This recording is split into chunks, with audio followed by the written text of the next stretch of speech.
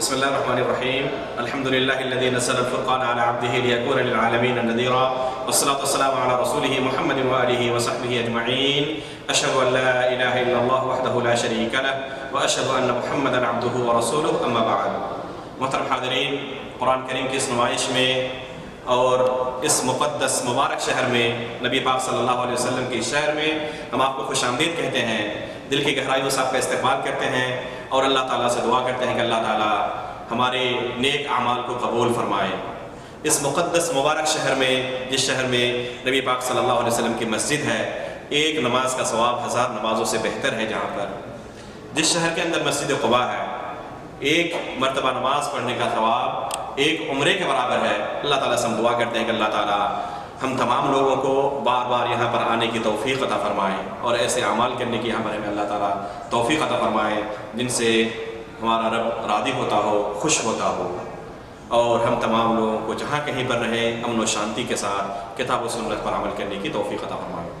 یہ میوزیم کوئی عام میوزیم نہیں ہے، بلکہ اللہ رب العزت کے کلام پاک کی نمائش ہے۔ یہ میوزیم ہمارے اسلاف نے قرآن کریم کی خدمت کے لیے کیا قربانیاں پیش کی ہیں، اپنی زندگیاں انہوں نے قرآن کریم کے ساتھ کیسے گزاری ہیں، ان چیزوں کو اس میوزیم کے اندر دکھایا گیا۔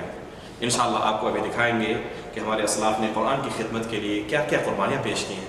یہ قرآن کریم، یہ دین ہم تک کس طرح انہوں نے پہنچایا ہے، کتنی محنتیں انہوں نے صرف کی ہیں، کیا کیا قربانیاں انہوں نے دی ہیں، تب یہ قرآن کریم اور یہ دین ہم تک پہنچا ہے، یہ شریعت ہم تک پہنچی ہے۔ انشاءاللہ آپ کو دکھائیں گے اس میوزیم کے اندر دنیا کا سب سے بڑا ہاتھ کا لکھا ہوا قرآن کا نسخہ، ہرن کے چمڑے پر قرآن کے لکھے ہوئے نسخے، سونے کے حرفوں سے لکھے ہوئے قرآن کے نسخے، صحابہ کرام کے زمانے میں قرآن کریم کیسے لکھا جاتا تھا، زبر زیر پیش نقطے وغیرہ ان کے قرآن میں ہوتے تھے یا نہیں ہوتے تھے، کب یہ چیزیں قرآن کے اندر ڈالی گئیں، اضافہ کیا گیا، یہ تمام چیزیں جس سے ہر شخص کی خواہش ہوتی ہے دیکھنے کی، سننے کی، جاننے کی، معلومات حاصل کرنے کی، انشاءاللہ آج قریب سے آپ کو دکھائیں گے۔ اور مقصد یہ ہے ہمارا ان چیزوں کی زیارت کا کہ ہمارے اسلاف نے قرآن کی خدمت کے لیے کیا کیا قربانیاں پیش کی ہیں، ان کی زندگیاں قرآن کے ساتھ کیسے گزری ہیں، تاکہ ہم بھی ان کا نقش قدم پر چلتے ہوئے اپنی آخرت کو سنوار سکیں۔ اگر ہمارے دلوں کے اندر خواہش ہے کہ جنت الفردوس کے اندر ان کے ساتھ ہمیں بھی جگہ ملے، تو ہمیں ان کے نقش قدم پر چلنے کی ضرورت ہے۔ قرآن کریم کے حقوق کو جس طرح انہوں نے ادا کیے تھے، ہمیں بھی قرآن کریم کے ان حقوق کو ادا کرنے کی ضرورت ہے۔ اور اس سے پہلے ہمیں یہ جاننے کی ضرورت ہے کہ ہمارے اوپر قرآن کریم کے کیا کیا حقوق ہیں۔ نبی پاک صلی اللہ علیہ وسلم ایک دن صحابہ اکرام کے درمیان ارشاد فرماتے ہیں، ان للہ عز وجل لأہلین من الناس۔ کچھ لوگ دنیا کے اندر اللہ والے ہوتے ہیں، اللہ کے خاص اور نیک بندے ہوتے ہیں۔ صحابہ اکرام کی ہمیشہ خواہش ہوتی تھی کہ ان کا شمار اللہ کے ان نیک بندوں کے درمیان ہو، اللہ کے وہ سب سے محبوب بندے بن سکیں، ہمیشہ ان کی یہی خواہش ہوتی تھی۔ فوراً اللہ کے رسول صلی اللہ علیہ وسلم سے سوال کرتے ہیں، من ہوں یا رسول اللہ کے رسول ہمیں بتائیں وہ خوش نصیب کون ہے جو اللہ کے سب سے نیک بندے ہیں، سب سے اللہ کے محبوب بندے دنیا کے اندر ہیں۔ آپ صلی اللہ علیہ وسلم فرماتے ہیں، ہم اہل القرآن اہل اللہ و خاصتہ، یہ قرآن والے ہیں جن کا رشتہ قرآن کے ساتھ مضبوط ہوتا ہے، گہرا ربط اور تعلق ہوتا ہے ان کی زندگی کا قرآن کے ساتھ، قرآن کے ساتھ اپنی زندگی بسر کرتے ہیں، یہ اللہ کے نیک بندے، اللہ کے سب سے خاص بندے ہوتے ہیں۔ اگر ہم چاہتے ہیں کہ ہمارا بھی شمار ان نیک بندوں کے درمیان ہو، تو ہمیں بھی چاہیے کہ قرآن کریم کے حقوق کو ہم ادا کریں۔ قرآن کریم کے ہر مسلمان پر بہت سارے حقوق ہیں، سب سے پہلے ہمیں انہیں جاننے کی اور پھر اس پر عمل بھی کرنے کی، ان حقوق کو ادا کرنے کی بھی ضرورت ہے۔ پہلا حق ہر مسلمان پر یہ ہے کہ قرآن کریم کی تلاوت کو سنیں، بغور سنیں۔ جب اس کے سامنے قرآن کی تلاوت کی جائے تو ہر کام کو چھوڑ کر صرف قرآن کے اوپر اس کی نگاہ ہو، اس کے کان قرآن کی تلاوت سننے کے لیے کھڑے ہو جائیں۔ یہ ہماری صفت ہونی چاہیے، یہ قرآن کا ہمارے اوپر حق ہے۔ جب اس کی تلاوت سنیں تو خود اپنے تلاوت کی اصلاح کرنے کی کوشش کریں۔ اللہ تعالیٰ نے آج ہمیں انٹرنیٹ کی نعمت سے نوازا ہے، گھر بیٹھے ہوئے دنیا کے مشہور قراء کرام کی تلاوت کو ہم سن سکتے ہیں۔ چاہیے کہ ہم سنیں اور پھر اس کی طرح ہم بھی خود اپنی تلاوت کریں، یہ کوشش شروع کریں۔ ہماری تلاوت میں بہترین ہو، جب ہم اس طرح کوشش کریں گے تو انشاءاللہ ایک دن اس کا بہترین ثمرہ اور نتیجہ ہمیں ملے گا اور ہم بھی بہترین انداز میں قرآن کی تلاوت کر سکتے ہیں۔ یہ پہلا حق ہے قرآن کریم کا کہ قرآن کی تلاوت کو ہم سنیں۔ قرآن کریم کا دوسرا حق ہم پر یہ ہے کہ اس کے لیے ہم وقت نکالیں، اس کی تلاوت کے لیے اپنے دن کی شروعات قرآن کی تلاوت کے ساتھ کریں۔ کوئی دن بھی ایسا نہ گزرے جس میں ہم نے قرآن کی تلاوت نہ کی۔ بلکہ ہر فرض نماز کے بعد آیت الکرسی کی تلاوت کرنا نہ بھولیں۔ نبی پاک صلی اللہ علیہ وسلم ایک حدیث کے اندر ارشاد فرماتے ہیں من قرأ آیت الکرسی دبر کل صلاۃ مکتوبہ لم یمنعہ من دخول الجنۃ الا الموت، جس نے ہر فرض نماز کے بعد آیت الکرسی کی تلاوت کی جنت جانے سے اسے موت کے علاوہ کوئی چیز نہیں روک سکتی۔ اس سے بڑی اور فضیلت کیا ہوگی؟ ایک مسلمان کی سب سے بڑی خواہش یہ ہوتی ہے کہ کسی طرح جنت کے اندر اسے داخلہ مل جائے۔ کسی کو اپنی موت کی خبر نہیں ہے، کب ہماری وفات ہوگی کوئی نہیں جانتا، چاہے وہ بادشاہ وقت ہی کیوں نہ ہو، اپنی موت کے بارے میں کسی کو کوئی خبر نہیں ہے۔ اس لیے میرے بھائیوں، اپنی ہر نماز کو آخری نماز سمجھ کر پڑھیں۔ جب تک آیت الکرسی کی تلاوت نہ کریں اپنے مصلے سے نہ اٹھیں، چاہے کتنی ہی مشغولیت کیوں نہ ہو، سب سے پہلے آیت الکرسی کی تلاوت کریں، اس کے بعد اپنے مصلے سے اٹھیں۔ پتہ نہیں، ہو سکتا ہے کہ یہ آپ کی آخری نماز ہو، لیکن جب بھی ہماری وفات ہوگی اگر ہمارا یہ عمل رہا تو انشاءاللہ اس فضیلت کے اندر اپنے آپ کو ہم شامل کر سکتے ہیں۔ اللہ تعالیٰ ہمیں اس کی توفیق عطا فرمائے۔ قرآن کریم کا ایک حق ہمارے اوپر یہ ہے کہ حسب توفیق اسے اپنے سینے کے اندر محفوظ کرنے کی کوشش کریں، اسے یاد کریں، اور ایک حق یہ ہے کہ اسے ترجمے کے ساتھ تفسیر کے ساتھ ہم پڑھنا شروع کریں۔ اس میوزیم کے اندر ہم آپ کو دکھائیں گے ایک ایسا نسخہ جسے سینکڑوں برس پہلے، تقریباً 200 سال پہلے افغانستان کے ایک عالم دین نے لکھا تھا ترجمے کے ساتھ۔ کس لیے لکھا انہوں نے ترجمے کے ساتھ؟ تاکہ ہم قرآن کو ترجمے کے ساتھ پڑھیں، جانیں، سمجھیں کہ اللہ رب العالمین نے ہمیں کیا حکم دیا ہے، ہمارے لیے کون سی شریعت اللہ نے نازل کی ہے۔ یہ 4 چیزیں ہوئی ہیں: قرآن کی تلاوت کرنا، اس کی تلاوت کو سننا، یاد کرنا، اور اسے ترجمے کے ساتھ تفسیر کے ساتھ سمجھنا۔ کیا یہ 4 چیزیں اگر کوئی شخص ادا کرتا ہو تو یہ کافی ہے اس کی نجات کے لیے؟ یہ کافی نہیں ہے۔ بہت سارے ایسے غیر مسلمین ہیں، بہت ساری ایسی اسلام دشمن طاقتیں ہیں جو قرآن کریم کے یہ حقوق ادا کرتے ہیں، ترجمے کے ساتھ پڑھتے ہیں، کچھ آیتیں انہیں بھی یاد ہوتی ہیں، وہ بھی تلاوت کر سکتے ہیں، لیکن کس لیے پڑھتے ہیں وہ؟ مقصد ان کا غلط ہے، نیت ان کی غلط ہے۔ کس مقصد سے پڑھتے ہیں؟ تاکہ اسلام کو بدنام کر سکیں۔ قرآن کریم کے اندر عیب تلاش کرنے کے لیے وہ قرآن کریم کو پڑھتے ہیں۔ اگر کوئی اس مقصد کے ساتھ قرآن کریم کو پڑھے تو کبھی بھی اسے نجات نہیں مل سکتی۔ ایسا شخص اللہ کے ان نیک بندوں کے درمیان شامل نہیں ہو سکتا۔ ان 4 حقوق کے بعد ہمارے لیے ضروری ہے کہ اور 4 حقوق قرآن کے ہمارے اوپر ہیں، ان حقوق کو بھی ہم ادا کریں۔ پہلا حق کیا ہے ان 4 حقوق میں سے؟ پہلا حق یہ ہے کہ اس پر ہم ایمان لائیں۔ دوسرے لوگ جو قرآن کو اس طریقے سے پڑھتے ہیں وہ ایمان نہیں لاتے، غلط مقصد سے، غلط نیت سے پڑھتے ہیں۔ اس طریقے سے پڑھنے سے کوئی اللہ کا نیک بندہ نہیں ہو سکتا۔ ایمان لانا ضروری ہے کہ ہمارے رب کا کلام ہے، اللہ تعالیٰ کی طرف سے نازل کردہ شریعت ہے، یہ دین ہے، یہ اللہ رب العالمین کا کلام ہے۔ اس سے بہتر کوئی کلام نہیں ہو سکتا، اور نہ قیامت تک کوئی اسے دنیا سے ختم کر سکتا ہے۔ قرآن کریم کے اندر اللہ تعالیٰ نے قصاص کا حکم صادر فرمایا ہے۔ قرآن کریم کے اندر اللہ تعالیٰ نے چور کے ہاتھ کو کاٹنے کا حکم دیا ہے۔ بہت سارے لوگ کہتے ہیں کہ یہ ظلم و بربریت ہے، یہ انسانیت کے خلاف ہے، یہ قرآن پر ایمان نہیں ہے۔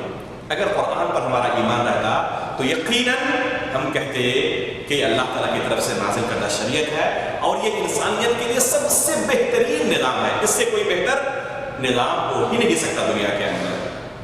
ابوبکر صدیق رضی اللہ تعالیٰ عنہ کو صدیق کیوں کہا جاتا ہے؟ یہ لقب انہیں، یہ شرف انہیں آخر کس لیے ملا؟ کبھی آپ نے غور کیا؟ جب ان کو نبی پاک صلی اللہ علیہ وسلم کے معراج کا قصہ بیان کیا گیا، کفار مکہ ان کے پاس آئے، انہوں نے ایک بہترین موقع دیکھا کہ یہ شخص نبی کریم صلی اللہ علیہ وسلم کی ہر بات کی تصدیق کرتا ہے، جو بھی چیز بیان کی جائے فوراً اسے مان لیتا ہے، فوراً اس پر ایمان لاتا ہے۔ چلے آج ہمارے ہاتھ ایک بہترین موقع لگا ہے، ان کو جا کے بیان کرتے ہیں۔ کوئی بھی عقل مند اس بات کو تسلیم نہیں کر سکتا کہ ایک شخص ایک ہی رات کو مکہ مکرمہ سے بیت المقدس تک جائے اور وہاں سے پھر 7 آسمانوں تک سفر کرے اور ایک ہی رات کے اندر پھر مکہ مکرمہ واپس ہو جائے۔ اسے عقل مند مان ہی نہیں سکتا۔ انہوں نے ایک بہترین موقع دیکھا، وہ ابوبکر صدیق رضی اللہ تعالیٰ عنہ کے پاس پہنچتے ہیں اور انہیں ایک قصہ بیان کرتے ہیں کہ دیکھیں آپ کا دوست آج ایک ایسی چیز کا دعویٰ کر رہا ہے جسے کوئی بھی عقل مند تسلیم نہیں کر سکتا۔ ابوبکر صدیق رضی اللہ تعالیٰ عنہ فرماتے ہیں کہ اگر نبی کریم صلی اللہ علیہ وسلم کی زبان سے یہ خبر نکلی ہے یہ دعویٰ اگر نبی کریم صلی اللہ علیہ وسلم کی زبان سے نکلا ہے تو یقیناً یہ سچا دعویٰ، یہ سچی خبر ہے، اللہ کے رسول کی زبان سے نکلی ہوئی کوئی چیز جھوٹ نہیں ہو سکتی۔ اسے کہتے ہیں ایمان۔ اللہ تعالیٰ نے قرآن کریم کے اندر جسے بیان کر دیا ہے وہ اللہ کی طرف سے نازل کردہ شریعت ہے، دین ہے، اور یہ سب سے بہتر ہے انسانیت کے لیے۔ اس سے بہترین کوئی نظام دنیا کا ہو نہیں سکتا۔ یہ ہمارا ایمان ہونا چاہیے، اور پھر ایمان لانے کے بعد ہمارے دلوں پر اس کا اثر ہونا چاہیے۔ قرآن کریم کے اندر اللہ تعالیٰ نے جنت کی نعمتوں کو بیان کیا ہے، جہنم کی ہولناکیوں کو بیان کیا ہے، قیامت کے خوفناک مناظر بیان کیا ہے۔ جب جنت کی نعمتیں ہمارے سامنے بیان کی جائیں، ایسی آیتیں تلاوت کی جائیں جس کے اندر جنت کی نعمتوں کا بیان ہے، تو ہمارے دل کے اندر اس جنت کے اندر داخل ہونے کی خواہش بھی پیدا ہونی چاہیے۔ جب جہنم کی ہولناکیوں کو بیان کیا جائے، قیامت کے مناظر ہمارے سامنے سے گزرے، یہ آیت ہمارے سامنے تلاوت کی جائے، تو ہمارے دلوں پر لرزہ طاری ہو جانا چاہیے، آنکھیں اشکبار ہو جانی چاہیے۔ جب دلوں پر ایسا اثر ہوگا تو یقیناً عمل کے اندر یہ اثر ظاہر ہوگا۔ یہ حق ہے قرآن کا ہمارے اوپر کہ اس پر ہم عمل بھی کریں، لیکن عمل کب کریں گے؟ جب دل پر اس کا اثر ہوگا۔ اسی وجہ سے عثمان غنی رضی اللہ تعالیٰ عنہ فرمایا کرتے تھے، لو طہرت قلوبکم ما شبعت من کلام ربکم، اگر تمہارے دل پاک ہوتے تو اللہ تعالیٰ کے کلام سے یہ دل کبھی بھرتا نہیں تمہارا، ہمیشہ خواہش ہوتی کہ رب کا کلام پڑھا جاتا رہے اور ہم اس سے محظوظ ہوتے رہیں، اس سے مستفید ہوتے رہیں۔ یہ تمہاری حالت ہوتی ہے۔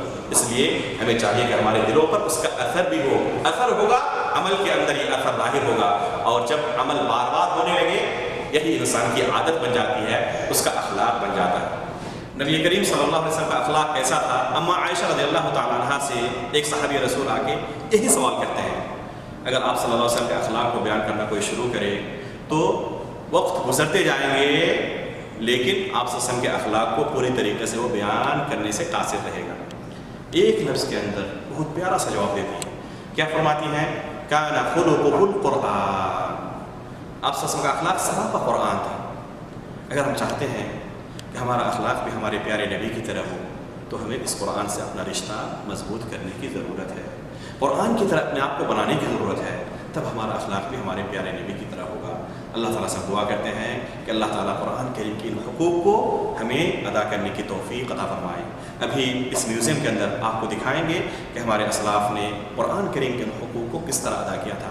چلیں اس میوزیم کی زیارت کرتے ہیں اور ان چیزوں کو قریب سے آج دیکھتے ہیں کہ ہمارے اسلاف نے اپنی زندگیاں قرآن کے ساتھ کیسے گزاری ہیں۔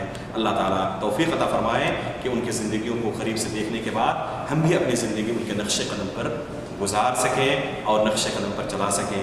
اللہ تعالیٰ اس کی ہمیں توفیق عطا فرمائے۔ یہ جو آپ کے سامنے قرآن کریم کا نسخہ ہے، اس قرآن کے بارے میں کہا جاتا ہے کہ عثمان غنی رضی اللہ تعالیٰ عنہ کے دور خلافت میں اس قرآن کریم کو لکھا گیا تھا، آج سے 1400 سال پہلے تقریباً۔ اس وقت قرآن کریم کے لکھنے کا انداز یہ تھا جو آپ کے سامنے بھی موجود ہے۔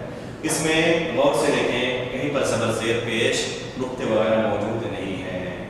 اس طرح قرآن کریم لکھنے کا رواج تھا، صحابہ کرام آسانی کے ساتھ اسے لکھتے تھے، پڑھتے بھی تھے اور ان کو کوئی پریشانی نہیں ہوتی تھی۔ اگر ہمیں پڑھنے کے لیے کہا جائے اس قرآن کے نسخے کو تو ہم سے کافی غلطیاں ہوں گی، کیونکہ بغیر زبر زیر کے پیش کے پڑھنا ہمارے لیے ممکن نہیں ہے۔ جو قرآن ہمارے ہاتھ میں ہوتا ہے انڈیا میں، پاکستان میں، اسے آسانی کے ساتھ ہم پڑھ لیتے ہیں، لیکن اسے پڑھنے میں پریشانی کیوں ہو رہی ہے؟ کیونکہ ہمارے اس قرآن میں صحابہ کرام کی محنتیں شامل ہیں، ان کی قربانیاں شامل ہیں، تب ہمارے لیے اس قرآن کو پڑھنا کافی آسان ہو گیا ہے۔ اگر ان کی محنتوں کو نکال دیا جائے تو ہم اس دین کو سمجھنا، اس پر عمل کرنا، اس کتاب کو پڑھنا یہ تو دور کی بات ہے، ہم اسے صحیح طریقے سے تلاوت بھی نہیں کر سکتے، تلفظ بھی نہیں کر سکتے، پڑھ بھی نہیں سکتے۔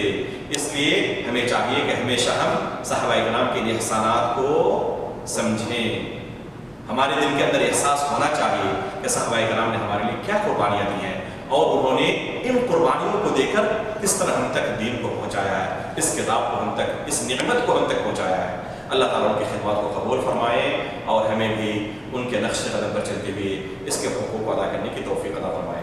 نبی پاک صلی اللہ علیہ وسلم کے زمانے میں قرآن کریم اس طرح ایک جگہ پر موجود نہیں تھا۔ جب بھی کوئی آیت نازل ہوتی تھی، صحابہ کرام نبی پاک صلی اللہ علیہ وسلم کے پاس آتے تھے اور سب سے پہلے اسے اپنے سینے کے اندر محفوظ کرنے کی کوشش کرتے تھے، ساتھ میں لکھ کر بھی رکھتے تھے۔ ان کے پاس ہماری طرح کاغذات، کمپیوٹرز، پرنٹرز، مشینیں یہ چیزیں ان کے پاس نہیں تھیں، بلکہ آج ہمارے پاس موبائل تک موجود ہے۔ موبائل کے اندر بھی ہم لکھتے ہیں اور 1 سیکنڈ کے اندر دنیا کے کونے کونے تک اسے ہم پہنچا دیتے ہیں۔ ان کے پاس یہ نعمتیں نہیں تھیں، لیکن اس کے باوجود بھی وہ ہماری طرح کم ہمتی نہیں تھے۔ انہوں نے اپنی زندگیاں قربان کر کے اس قرآن کو ہم تک پہنچایا ہے۔ درخت کے چھالوں پر لکھ کر، پتھروں پر، ہڈیوں پر، چمڑوں پر، لکڑیوں پر، ان چیزوں پر لکھ کر ہم تک انہوں نے قرآن کریم کو پہنچایا ہے۔ اللہ تعالیٰ سے ہم دعا کرتے ہیں کہ اللہ تعالیٰ ان کی خدمات کو قبول فرمائیں۔ گرچہ ان کے پاس ابھی بھی پورا قرآن ایک جگہ پر موجود نہیں تھا، لکھا پورا جا چکا تھا، لیکن ابھی تک قرآن ان کے پاس ایک جگہ پر موجود نہیں تھا۔ اس کے باوجود ہر کوئی حافظ قرآن ہوتے تھے، ہر ایک کے سینے میں پورا قرآن محفوظ ہوتا تھا۔ اور آج ہماری حالت کیا ہے؟ اللہ کے فضل و کرم سے پورا قرآن ایک جگہ پر موجود ہے۔ اتنی بڑی نعمت اللہ کی طرف سے، اتنی بڑی دولت ہمارے پاس موجود ہے، پورا قرآن ایک جگہ پر محفوظ ہے، بلکہ جیب کی سائز میں آ چکا ہے، موبائل کے اندر، اپلیکیشنز کے اندر آ چکا ہے۔ لیکن ہم اپنے سینوں کا جائزہ لیں کہ ہم اپنے سینے کے اندر قرآن کریم کا کتنا حصہ محفوظ کر کے رکھا ہے۔ اس سے ہمیں کیا درس ملتا ہے کہ ہم بھی اپنے سینے کے اندر قرآن کریم کو محفوظ کرنے کی کوشش شروع کریں۔ سب سے پہلے قرآن کریم کو ایک جگہ پر جمع کرنے کا کام، یہ کام ابو بکر صدیق رضی اللہ تعالیٰ عنہ کے دور خلافت میں عمر فاروق رضی اللہ تعالیٰ عنہ کے مشورے سے ہوا ہے، اور عثمان غنی رضی اللہ تعالیٰ عنہ جب خلیفہ ہوئے انہوں نے اس قرآن کو دنیا کے کونے کونے میں پہنچایا ہے، جس میں سے ایک نسخے کی یہاں پر ہمارے سامنے فوٹو کاپی ہے۔ اس کی اصل کاپی ہے ترکیہ کے اندر استنبول شہر میں ایک میوزیم ہے، ٹوپ کاپی میوزیم، وہاں پر اس کا اصل نسخہ، اوریجنل نسخہ موجود ہے۔ علی رضی اللہ تعالیٰ عنہ اس کے بعد خلیفہ ہوتے ہیں، اور انہوں نے ابو الاسود الدولی رحمۃ اللہ علیہ کو قرآن کریم کے اوپر زبر زیر پیش لگانے کا حکم دیا تھا، اور انہوں نے اسے نقطے کی شکل میں لکھا تھا۔ اس کے بعد قرآن کریم کو پڑھنا سب کے لیے آسان ہو گیا۔ اگر بغیر زبر زیر پیش کے ابھی بھی قرآن اسی طرح موجود رہتا تو ہمارے لیے پڑھنا کافی مشکل ہوتا، اور ہم سے کافی غلطیاں بھی ہوتی۔ اللہ تعالیٰ سے ہم دعا کرتے ہیں کہ اللہ تعالیٰ ان کی خدمات کو قبول فرمائے، اور ہمیں بھی اس قرآن کریم کو پڑھنے اور اسے اپنے سینے کے اندر محفوظ کرنے کی توفیق عطا فرمائے۔ ان کا نسخہ ہے، اسے غور سے دیکھیں، یہ ہرن کے چمڑے پر لکھا گیا ہے، جسے تقریباً آج سے 950 سال پہلے جزائر کے رہنے والے ایک عالم دین تھے جن کا نام تھا علی محمد البطلیسی رحمۃ اللہ علیہ، سن 488 ہجری میں انہوں نے اسے ہرن کے چمڑے پر لکھا تھا۔ اس زمانے میں کاغذات کی کمی تھی، لیکن ہمت کی کوئی کمی نہیں تھی۔ اس طرح چمڑوں کو تراش کر کاغذ کی طرح انہوں نے استعمال کیا ہے، اور اس قرآن کو اس طرح ہم تک انہوں نے پہنچانے کی کوشش کی ہے۔ یہاں پر آپ کے سامنے قرآن کریم کا نسخہ ہے، جس قرآن کے بارے میں کہا جاتا ہے کہ حافظ عثمان قائش زادہ رحمۃ اللہ علیہ نے اسے تقریباً آج سے 130 سال پہلے لکھا تھا۔ ان کی زندگی میں ہمارے لیے بہت ہی نصیحت کی چیزیں ہیں۔ انہوں نے تقریباً اپنی پوری زندگی قرآن کی خدمت میں گزار دی ہے۔ اس طرح کے تقریباً 106 قرآن کے نسخے اپنے ہاتھ سے انہوں نے لکھے تھے۔ ایک ایک نسخہ لکھنے کے لیے اگر ہم یہ کہیں کہ 6-7 مہینے کی مدت انہوں نے صرف کی ہوگی، تو حساب لگائیں کہ انہوں نے قرآن کریم کی خدمت کے لیے اپنی زندگی کے کتنے حصے گزار دیے تھے۔ تقریباً 50-60 سال تک انہوں نے صرف قرآن کریم کی خدمت کے لیے گزار دیے۔ انسان کی زندگی کتنے سال کی ہوتی ہے؟ تقریباً 60, 70, 80 سال انسان کی زندگی ہوتی ہے، جس میں سے 10-15 سال کھیلنے کودنے میں گزر جاتے ہیں۔ تقریباً انہوں نے اپنی پوری زندگی صرف قرآن کی خدمت میں گزار دی۔ 107 نمبر والا نسخہ انہوں نے لکھنا شروع کیا تھا۔ سورہ یوسف کی آیت ارسلہ معنا غدا یرتع ویلعب وانا لہ لحافظون، اس آیت تک پہنچے تھے کہ اذان ہو جاتی ہے اور نماز کے لیے نکلتے ہیں، اور نماز کی حالت میں ان کی وفات ہو جاتی ہے۔ اس طرح انہوں نے اپنی زندگی پوری تقریباً قرآن کی خدمت میں گزار دی ہے۔ اس طرح ہمارے اسلاف کی زندگیاں گزری ہیں قرآن کریم کے ساتھ، اور آج ہماری حالت یہ ہے کہ اسے پڑھنے کے لیے، تلاوت کرنے کے لیے بھی ہمارے پاس فرصت نہیں ہوتی۔ ہفتوں گزر جاتے ہیں، مہینوں گزر جاتے ہیں، اور ہمیں 5 منٹ نہیں ملتے قرآن کریم کی تلاوت کرنے کے لیے۔ اس لیے ہمیں چاہیے کہ ہمارے اسلاف کی ان زندگیوں سے ہم کچھ سیکھیں، نصیحت حاصل کریں، اور اپنی زندگی ان کے نقش قدم پر چلاتے ہوئے روزانہ کم از کم 2-4-5 منٹ ہی کم نہ ہو قرآن کی تلاوت ضرور کریں، اس کے لیے وقت نکالیں، اور اسے روزانہ پڑھنے کی اپنی عادت بنا لیں۔ اللہ تعالیٰ ہم اس کی توفیق عطا فرمائے۔ یہ جو آپ کے سامنے قرآن کریم کا نسخہ ہے، اس کے بارے میں کہا جاتا ہے کہ تقریباً آج سے 200 سال پہلے اس قرآن کریم کو لکھا گیا تھا۔ لوگوں کا دعویٰ ہے کہ ہاتھ کا لکھا ہوا پرانے زمانے کے قرآن کے نسخوں میں سے یہ دنیا کا سب سے بڑا قرآن کا نسخہ ہے۔ اس قرآن کو لکھا تھا افغانستان کے ایک عالم دین نے، ان کا نام تھا غلام محی الدین، غلام محی الدین۔ اپنے ہاتھ سے تقریباً آج سے 200 سال پہلے انہوں نے خدمت انجام دی تھی۔ 1240 ہجری کے اندر اس قرآن کو انہوں نے لکھا تھا۔ اس زمانے میں 200 سال پہلے دنیا میں کمپیوٹر کا وجود نہیں تھا، یہ سب کچھ انہوں نے اپنے ہاتھ سے لکھا۔ غور سے دیکھیں، ہر صفحے کے اندر اس طرح بہترین نقش و نگار اور ڈیزائننگ موجود ہے۔ ہر آیت کے نیچے لال قلم سے چھوٹے چھوٹے حروفوں میں فارسی زبان میں انہوں نے اس کا ترجمہ لکھا ہے۔ یہ ترجمہ انہوں نے کیوں لکھا؟ آخر ترجمے کی ضرورت کن کو پڑتی ہے؟ جن کی زبان عربی نہیں ہے۔ ہم جیسے لوگ جو عربی زبان نہیں سمجھ پاتے، پورے صفحے کی تلاوت کر جاتے ہیں اور ہمیں کچھ پتہ نہیں چلتا اللہ تعالیٰ نے کن چیزوں کا حکم دیا ہے، کن چیزوں سے روکا ہے۔ ان کو ترجمے کی ضرورت پڑتی ہے جو عربی زبان نہیں سمجھ پاتے۔ یہ ہمارے لیے انہوں نے خدمت کی۔ ایک ایک صفحے کو تیار کرنے میں 10 دن 15 دن کا وقت لگ سکتا ہے، اس سے زیادہ کا وقت لگ سکتا ہے، اور اس پورے قرآن کو تیار کرنے میں تقریباً ان کی پوری زندگی گزر گئی۔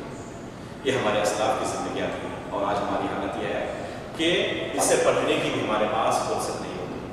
ہر کوئی اپنے نفس کا جائزہ لے کہ ہماری زندگی کے کتنے دن گزر چکے، 20 سال 20 سال 40 سال 50 سال ہماری زندگی کی گزر چکی ہے۔ کیا ابھی تک ہم نے ایک مرتبہ بھی اس قرآن کو ترجمے کے ساتھ پڑھنے کی کوشش کی ہے؟ کبھی جاننے کی کوشش کی ہے کہ اللہ تعالیٰ نے ہمیں قرآن کریم کے اندر کیا حکم دیا ہے؟ اس لیے میرے بھائیوں، ان سے ہمیں کچھ نصیحت حاصل کرنے کی ضرورت ہے، اسے ترجمے کے ساتھ تفسیر کے ساتھ پڑھنے کی ضرورت ہے۔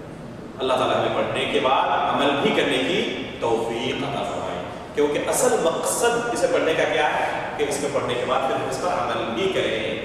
اللہ تعالیٰ نے قرآن کریم کے اندر جنوں کی ایک جماعت کی تعریف کے اندر کچھ آیتیں نازل کی، قیامت تک یہ آیتیں پڑھی جائیں گی اور ان کی تعریف ہوتی رہے گی۔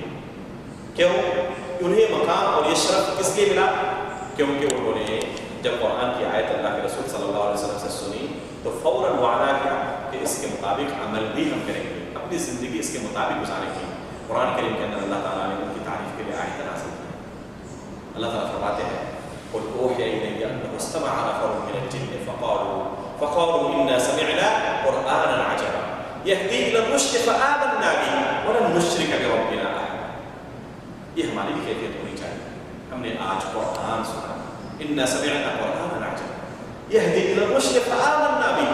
اس قرآن کی صفت کیا ہے؟ یہ ہدایت کا راستہ دکھانا ہے، یہ کسی کو گمراہ نہیں کرتا۔ لوگ آج کہتے ہیں کہ قرآن کو ترجمے کے ساتھ نہ پڑھو، گمراہ ہو جاؤ گے۔ قرآن کسی کو میرے بھائیوں گمراہ نہیں کرتا، یہ ہدایت کی کتاب ہے۔ یہدی الی الرشد فآمنا بہ، ہم اس پر فوراً ایمان لاتے ہیں۔ انہوں نے اپنے ایمان کا اعلان کیا اور کیا کہا؟ وَلَن نُشْرِكَ بِرَبِّنَا أَحَدًا۔ اب ہم اپنے رب کے ساتھ شرک نہیں کر سکتے۔ شرک کا سوال ختم ہو گیا۔ جو کام پہلے کرتے تھے قرآن پڑھنے کے بعد، اب وہ کام ہم نہیں کریں گے۔ شرک اور کفر سے بیزاری کا انہوں نے اعلان کیا۔ یہ ہماری بھی کیفیت ہونی چاہیے۔ جب اس کو پڑھنے کے بعد ہمیں پتہ چلے کہ ہمارا عمل اس کے مطابق نہیں ہے، اس عمل سے توبہ کرنے کی ہمیں ضرورت ہے۔ ہر طرح کے کفر اور شرک سے نکالنے والی یہ کتاب ہے۔ اگر حقیقت میں یہ کتاب ہماری زندگی میں داخل ہو گئی تو جس طرح صحابہ کرام کی زندگی بدل گئی تھی، ہماری زندگی بھی بدل جائے گی۔ قرآن کریم کے اندر اللہ تعالیٰ نے ان کے قرآن سے پہلے کی جو زندگی تھی اس کو بیان کیا۔ کہتے تھے مَا نَعْبُدُهُمْ إِلَّا لِيُقَرِّبُونَا إِلَى اللَّهِ زُلْفَىٰ، ان کی عبادت ہم صرف اس لیے کرتے ہیں کیونکہ یہ ہمیں اللہ کے قریب کر دیں گے۔ یہ اللہ کے بڑے نیک لوگ تھے، بڑے بزرگ تھے، بڑے پیارے تھے۔ اگر ہم ان کی عبادت کریں تو یہ ہمیں اللہ کے قریب کر دیں گے۔ قربت اللہ کی مقصود ہے، ان کی مقصود نہیں ہے۔ یہ ہمیں اللہ کے قریب کرنے والے ہیں، صرف ان کا ہم وسیلہ پکڑتے ہیں، قربت تو اللہ کی ہی مقصود ہے۔ اللہ تعالیٰ نے کیا انہیں اسی پر باقی رکھا کہ اسی طرح کے کام کرتے رہو، بلکہ انہیں حکم دیا وَقَالَ رَبُّكُمُ ادْعُونِي أَسْتَجِبْ لَكُمْ إِنَّ الَّذِينَ يَسْتَكْبِرُونَ عَنْ عِبَادَتِي سَيَدْخُلُونَ جَهَنَّمَ دَاخِرِينَ۔ تمہارا رب حکم دیتا ہے کہ مجھ سے ڈائریکٹ مانگا کرو، میں تمہاری دعائیں قبول کرنے والا ہوں۔ یہ اللہ تعالیٰ نے انہیں شریعت دی، انہیں دین دیا۔ یہ نہیں کہ جو کام پہلے کرتے تھے اسی پر باقی رہو۔ نیت ان کی کافی اچھی تھی لیکن عمل اس کے مطابق نہیں تھا۔ نیت اچھی ہونے کے ساتھ ساتھ عمل بھی ہمارا اس کے مطابق ہو، تب یہ عمل اللہ کے پاس قابل قبول ہو سکتا ہے، ورنہ قابل قبول نہیں ہو سکتا۔ جس چیز کو ختم کرنے کے اللہ تعالیٰ نے قرآن کے اندر حاصل کیا تھا، افسوس کی بات یہ ہے کہ ہمارے ملکوں کے اندر وہی چیز آج لوگ دین کے نام پہ کرتے ہیں، مزاروں پہ جاتے ہیں، چادریں چڑھاتے ہیں، سجدے کرتے ہیں، ان سے اولادیں طلب کرتے ہیں، انہیں اپنا حاجت روا اور مشکل کشا سمجھتے ہیں. جس چیز کو ختم کرنے کے لیے اللہ تعالیٰ نے قرآن کریم کو نازل کیا تھا، آج وہی دین کے نام پہ کیا جاتا ہے. اگر یہی حق ہوتا تو اللہ تعالیٰ اسے ختم کرنے کے لیے قرآن کریم کو نازل نہیں کرتے. اس لیے میرے بھائیو، سب سے پہلے ہمیں جاننے کی ضرورت ہے کہ حقیقی دین کیا ہے، اور اس کی پہچان ہوگی اس قرآن کریم کے. اس لیے پہلے اسے ترجمے کے ساتھ تفسیر کے ساتھ پڑھیں اور اس کے مطابق اپنے آپ کو بدلنے کی کوشش کریں. اللہ تعالیٰ سے دعا کرتے ہیں کہ اللہ تعالیٰ اس کو توفیق عطا. یہاں پر آپ کے سامنے ایک بہترین الماری ہے جسے تیار کیا تھا مصر کی ایک خاتون نے جن کا نام تھا امینہ ہانہ. آواز صحیح ہے؟ جی کوئی مسئلہ ٹھیک ہے، آپ صحیح ہے. پھر شروع سے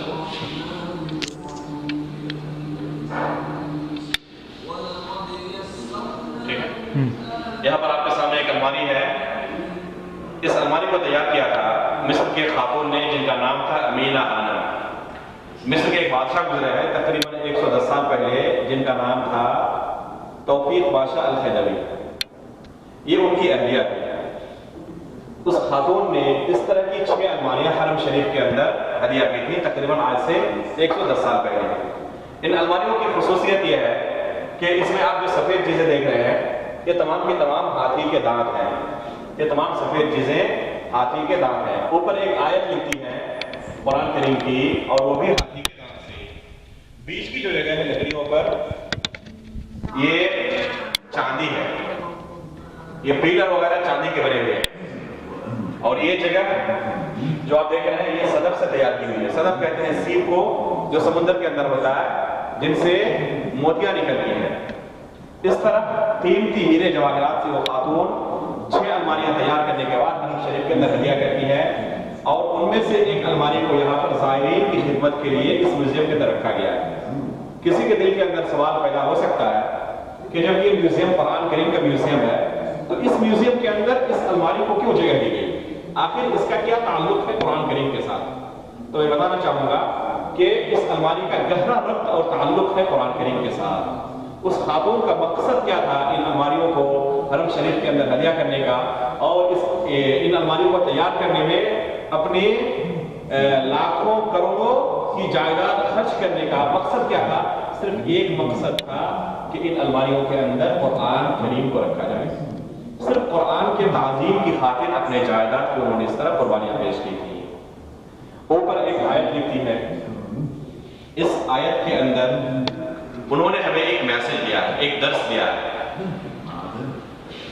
ہر شخص کو اپنی زندگی گزارتے وقت اپنی نظر کے سامنے اس آیت کو رکھنا چاہیے اور اس کے مطابق اپنی زندگی گزارنے کی کوشش کرنی چاہیے. یہ خاتون ایک بادشاہ کی بیوی ہے، لیکن اس کے باوجود ان کے دل کے اندر احساس باقی ہے کہ یہ دولت، یہ بادشاہت بھی اللہ تعالیٰ کی طرف سے عطا کرتا ہے. اور یہ آیت ان الماریوں کے اوپر لکھنے کا حکم دیتی ہے. اس آیت کے اندر اللہ تعالیٰ نے کیا فرمایا ہے، ہمیں کیا حکم دیا ہے؟ اللہ تعالیٰ کا ارشاد ہے ما يفتح الله للناس من رحمة فلا ممسك لها وما يمسك فلا مرسل له من بعده. کیا معنی اس کا؟ اللہ تعالیٰ اپنے کسی بندے کو اپنی کوئی نعمت عطا کرنا چاہے تو اسے دنیا کا کوئی شخص روک نہیں سکتا. کسی کے پاس اتنی طاقت نہیں جو اللہ رب العالمین کو روک سکے. اور اگر کسی کو اللہ تعالیٰ نے اپنی کسی خاص نعمت سے محروم کر دیا، کسی کے پاس یہ طاقت نہیں جو اسے دے سکے. ہر طرح کی نعمتیں کن کی طرف سے ہیں؟ صرف اور صرف اللہ رب العالمین کی طرف سے. اور ان نعمتوں کا سوال ہمیشہ اللہ تعالیٰ سے کرنے کی ہمیں ضرورت ہے، اور ملنے کے بعد اللہ رب العالمین کا شکریہ ادا کرنے کی بھی ضرورت ہے.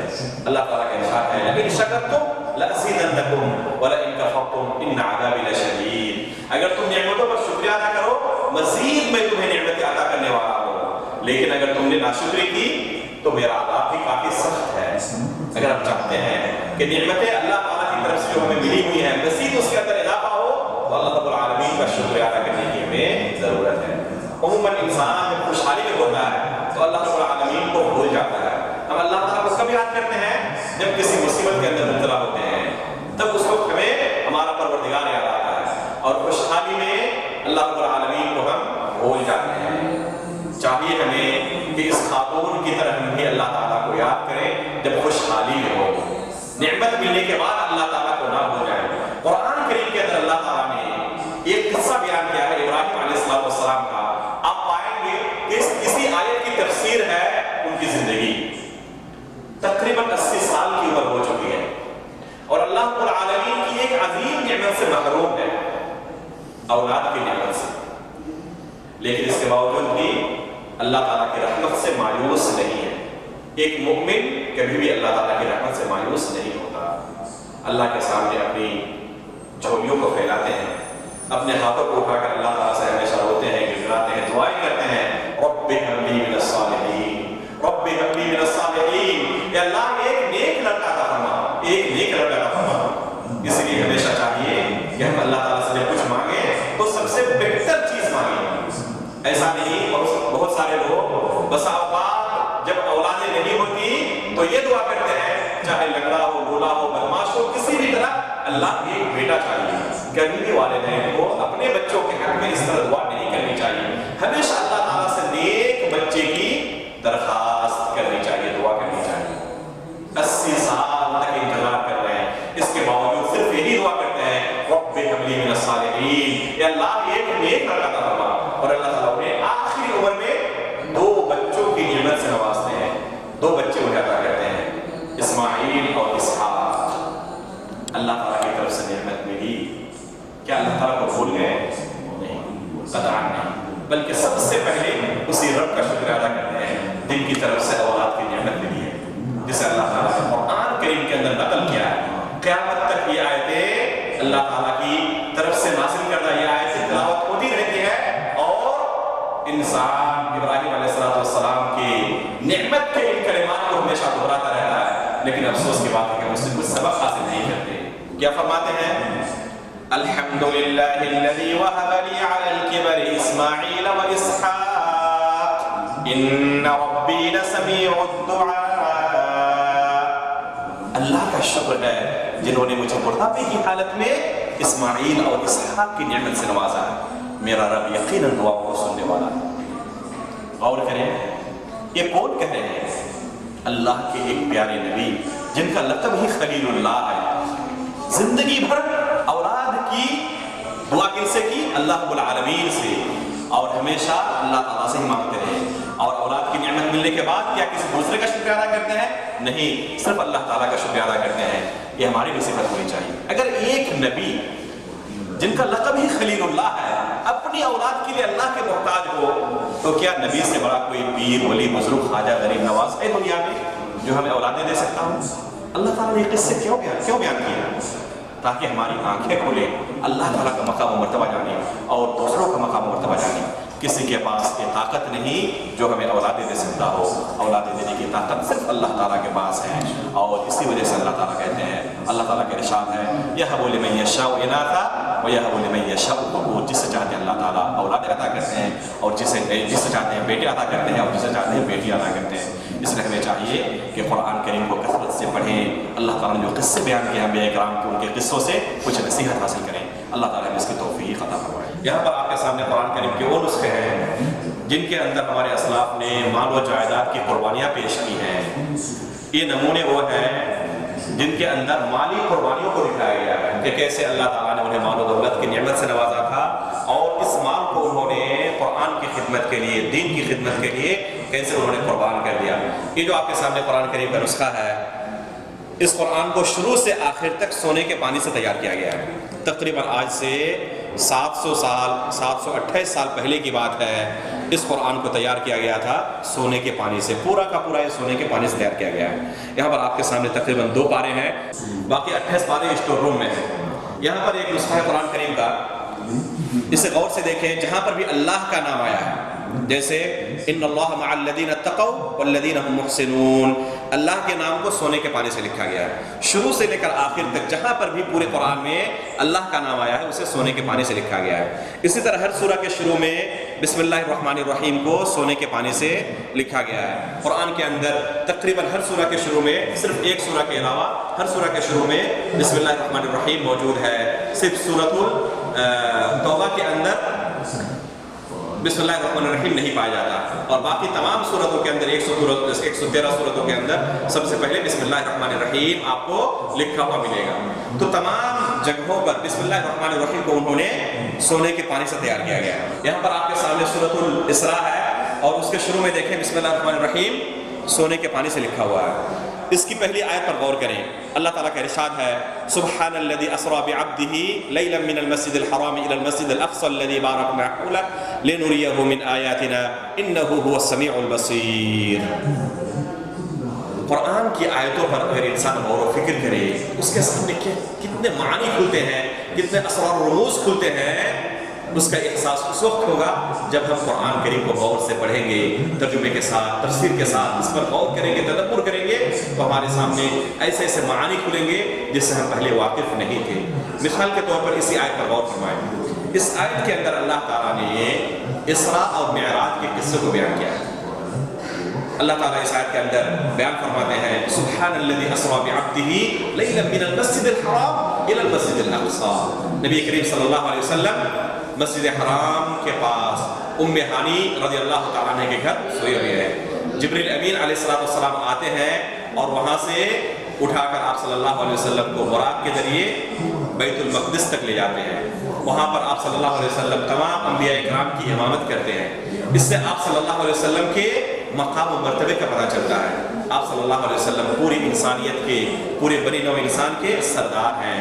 تمام انبیاء اکرام کی امامت کا شرف آپ صلی اللہ علیہ وسلم کو حاصل ہوتا ہے، اور تمام انبیاء اکرام آپ کے پیچھے کھڑے ہوتے ہیں اور آپ صلی اللہ علیہ وسلم کی امامت کرتے ہیں۔ اس کے بعد پھر سفر شروع ہوتا ہے آسمانوں کی طرف، پہلے دوسرے تیسرے کر کے 7ویں آسمان تک آپ صلی اللہ علیہ وسلم کو لے جایا جاتا ہے۔ اس کے بعد پھر اللہ تعالیٰ کے ساتھ ہم کلام ہوتے ہیں اور 5 وقت کی نمازیں فرض کی جاتی ہیں۔ اس سے نماز کی اہمیت کا بھی پتہ چلتا ہے۔ دوسری عبادت اللہ تعالیٰ نے دنیا کے اندر فرض کی، لیکن جب نماز کو فرض کرنا ہوا تو نبی پاک صلی اللہ علیہ وسلم کو اپنے پاس بلایا 7ویں آسمان کے اوپر، اور وہاں پر اللہ تعالیٰ کے ساتھ نبی پاک صلی اللہ علیہ وسلم کلام ہوئے، اور وہاں پر اللہ تعالیٰ نے 5 وقت کی نمازیں فرض کی۔ دنیا کے اندر اسے فرض نہیں کیا، اپنے پاس 7ویں آسمان کے اوپر بلایا، کیونکہ ہمارا رب کہاں ہے؟ ہمارا رب عرش کے اوپر مستوی ہے۔ اس آیت کے اندر اللہ تعالیٰ نے ہمیں 3 چیزوں کے بارے میں خبر دی ہے۔ پہلی چیز، نبی کریم صلی اللہ علیہ وسلم کا مقام اور مرتبہ کیا ہے۔ آپ صلی اللہ علیہ وسلم کو اللہ تعالیٰ نے یہ شرف عطا کیا ہے کہ آپ صلی اللہ علیہ وسلم تمام انبیاء اکرام کی امامت کرتے ہیں۔ اور دوسری چیز کا پتہ چلتا ہے کہ نماز کی اہمیت اس دین کے اندر کیا ہے۔ دوسری عبادتوں کو اللہ تعالیٰ نے دنیا کے اندر فرض کیا، لیکن نماز کو جب فرض کرنا ہوا تو نبی پاک صلی اللہ علیہ وسلم کو 7ویں آسمان کے اوپر بلایا۔ اور تیسری چیز کہ ہمارا رب عرش پر مستوی ہے۔ وہ سارے لوگ کہتے ہیں نادانی میں کہ اللہ تعالیٰ ہر جگہ موجود ہے۔ اگر اللہ تعالیٰ ہر جگہ موجود ہوتے تو کیا نبی کریم صلی اللہ علیہ وسلم کو جب نماز فرض کرنا ہوا تو 7ویں آسمان پر بلانے کی کوئی ضرورت تھی؟ یقیناً نہیں تھی۔ جس طرح دوسری عبادت اللہ تعالیٰ نے زمین کے اندر فرض کی تو نماز کو بھی اس طرح فرض کر دیتے، لیکن اپنے پاس کیوں بلایا؟ کیونکہ اللہ تعالیٰ 7ویں آسمان کے اوپر، عرش کے اوپر اللہ تعالیٰ مستوی ہے۔ اور اس چیز کو اللہ تعالیٰ نے 1-2 جگہ پر نہیں بلکہ 7 جگہوں پر بیان کیا ہے۔ ایک ہی آیت کو 7 مرتبہ اللہ تعالیٰ نے دہرایا ہے۔ الرحمن علی العرش استوى، الرحمن علی العرش استوى، الرحمن علی العرش استوى، کہ اللہ تعالیٰ عرش پر مستوی ہے، عرش پر مستوی ہے، عرش پر مستوی ہے۔ 1-2 آیتیں نہیں ہیں جس کے اندر اس چیز کو بیان کیا گیا ہو کہ ہمارا رب عرش پر مستوی ہے، سب سے اوپر ہے، 7ویں آسمان کے اوپر ہے اللہ تعالیٰ۔ اس کے بارے میں امام ابن قیم رحمۃ اللہ علیہ فرماتے ہیں کہ اگر دلائل کو جمع کیا جائے کہ اللہ تعالیٰ 7ویں آسمان کے اوپر ہے تو 1000 سے زیادہ دلیلیں ملیں گی ہمیں کتاب و سنت کے اندر، جس کے بارے میں یہ پتہ چلتا ہے کہ اللہ تعالیٰ عرش کے اوپر مستوی ہے، اللہ تعالیٰ 7ویں آسمان کے اوپر ہے۔ لیکن اس کے باوجود اللہ تعالیٰ کو ہمارے ہر عمل کے بارے میں پتہ ہے، یہاں تک کہ ہمارے دلوں کے اندر جو بات کھٹکتی ہے اسے بھی اللہ تعالیٰ جانتے ہیں۔ اللہ کا علم ہر جگہ پر ہے، لیکن اس کی ذات 7ویں آسمان کے اوپر، عرش کے اوپر مستوی ہے۔ اللہ تعالیٰ نے قرآن کریم کے اندر عیسیٰ علیہ السلام کا قصہ بیان کیا ہے۔ اسی طرح اللہ تعالیٰ نے قرآن کریم کے اندر موسیٰ علیہ السلام کا قصہ فرعون کے ساتھ جو ان کا مناظرہ ہوا تھا اسے اللہ تعالیٰ نے بیان کیا ہے۔ ان قصوں کو غور سے دیکھیں، آپ کے سامنے معاملہ بالکل واضح ہو جائے گا کہ ہمارا رب کہاں پر مستوی ہے۔ عیسیٰ علیہ السلام کے بارے میں اللہ تعالیٰ نے فرمایا بَلْ رَفَعَهُ اللَّهُ إِلَيْهِ، اللہ تعالیٰ نے انہیں اپنے پاس اٹھا لیا. اور اگر کوئی چیز اوپر سے نیچے آئے تو اسے اترنا کہتے ہیں. اور اسی وجہ سے قرآن کریم کے بارے میں اللہ تعالیٰ نے کیا فرمایا؟ اِنَّا أَنزَلْنَاهُ فِي لَيْلَةِ الْقَدْرِ. اس قرآن کو ہم نے لیلۃ القدر میں، شب قدر میں اتارا ہے، نازل کیا ہے. قرآن کریم اتر رہا ہے، عیسیٰ علیہ السلام کو اوپر اٹھایا جا رہا ہے. اگر اللہ تعالیٰ ہر جگہ موجود ہوتے نہ اترنے کی ضرورت تھی اور نہ اٹھائے جانے کی ضرورت تھی. بلکہ نبی پاک صلی اللہ علیہ وسلم فرماتے ہیں کہ رات کے آخری پہر اللہ تعالیٰ آسمان دنیا میں نزول فرماتے ہیں اور یہ صدا لگاتے ہیں، آواز لگاتے ہیں، ہے کوئی میرا بندہ گنہگار جو مجھ سے اپنے گناہوں کی بخشش طلب کر لے. اگر اللہ تعالیٰ ہر جگہ ہوتے تو اترنے کی ضرورت نہیں تھی بلکہ چڑھنے کی ضرورت پڑتی آسمان دنیا میں. لیکن آسمان دنیا میں اترنے کی ضرورت کیوں ہے؟ کیونکہ اللہ تعالیٰ اوپر ہے، عرش کے اوپر مستوی ہے. اسی طرح موسیٰ علیہ السلام کا فرعون کے ساتھ جو مناظرہ ہوا، اللہ تعالیٰ نے قرآن کریم کے اندر اسے بیان فرمایا ہے. فرعون جو اللہ تعالیٰ کو نہیں مانتا تھا بلکہ خود رب ہونے کا دعویٰ کرتا تھا، قرآن کریم کے اندر اللہ تعالیٰ نے ان کے اس قول کو نقل کیا ہے. کیا کہتا تھا؟ یہ کیا کہتا ہے؟ یا حمان ابن لی صرحا لعلی ابلغ اسباب السماوات لاطلع الى الہ موسیٰ وانی لأظنہ کاذبا. اپنے وزیر حامان سے کہتا ہے کہ ایک لمبی سی سیڑھی تیار کرو، میں اس کے ذریعے موسیٰ کے رب تک پہنچنا چاہتا ہوں، میں آسمانوں تک پہنچنا چاہتا ہوں اور موسیٰ کے رب کو دیکھنا چاہتا ہوں. کیونکہ موسیٰ علیہ السلام کیا کہتے ہیں؟ اللہ تعالیٰ آسمانوں کے اوپر ہے.